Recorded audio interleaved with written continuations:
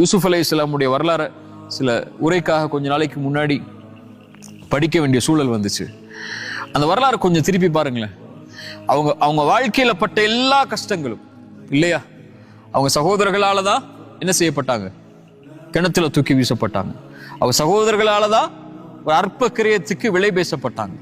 சகோதரர்களால தான் வாணிப குழுவோடு அனுப்பப்பட்டு அவங்க ஒரு சந்தையில விலை பேசப்பட்டாங்க. அவங்களோட சகோதரர்களால தான் சந்தையில விலை பேசப்பட்டவங்க அரசவைக்குள்ள போனாங்க.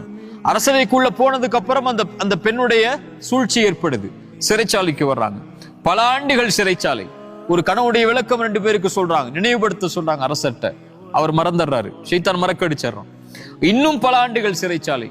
அதற்கு பிறகு அரசனுடைய கனவுக்கு விளக்கத்தை சொல்லி மக்களிடத்துல கண்ணியத்தை பெற்று மறுபடியும் அரசவைக்கு வர்றாங்க.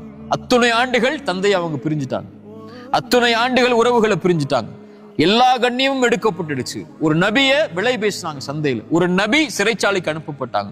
இவ்வளவு சோதனைகளையும் இவ்வளவு வேதனைகளையும் அனுபவிச்சவங்க இறுதி நேரம் வருது, வந்து நிக்கிறாங்க முன்னாடி, மன்னிச்சிருங்கன்னு சொல்லி என்ன வேணாலும் செய்யலாம் யூசுப் அலைஹிஸ்ஸலாம் இல்லையா.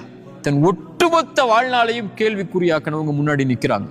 பிகல்பின் சலீம், சுத்தமான உள்ளம் உள்ளவங்க என்ன முடிவெடுத்தாங்க, லா தஸ்ரீப அலைக்கும் அல்யௌம், உங்க மேல இன்னைக்கு பழி தீர்க்கப்படாதுன்னாங்க இல்லையா.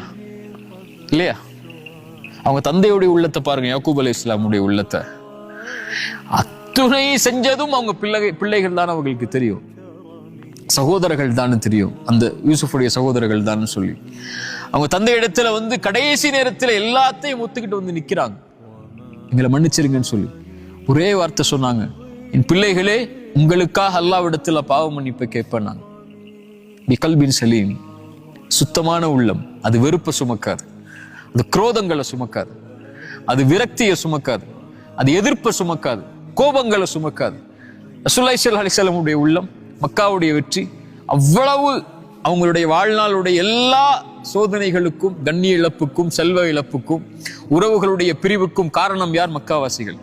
உள்ள நுழையும் போது சொன்னாங்க, இனிமேல் மக்காவுடைய கண்ணியம் பாதுகாக்கப்படாது, குறைஷிகளுடைய தலை வெட்டி வீசப்படும் சொல்லி ஸல்லல்லாஹு அலைஹி வஸல்லம் சொன்னாங்க. அப்படி அல்ல, லா தஸ்ரீப அலைக்குமுல் யௌம் அன்தும் துலகா, இந்த தினம் யார் மேலையும் பழி தீர்க்கப்படாது, நீங்கள் எல்லோரும் விடுதலை செய்யப்படுபவர்கள் என்று ஸல்லல்லாஹு அலைஹி வஸல்லம் சொன்னாங்க.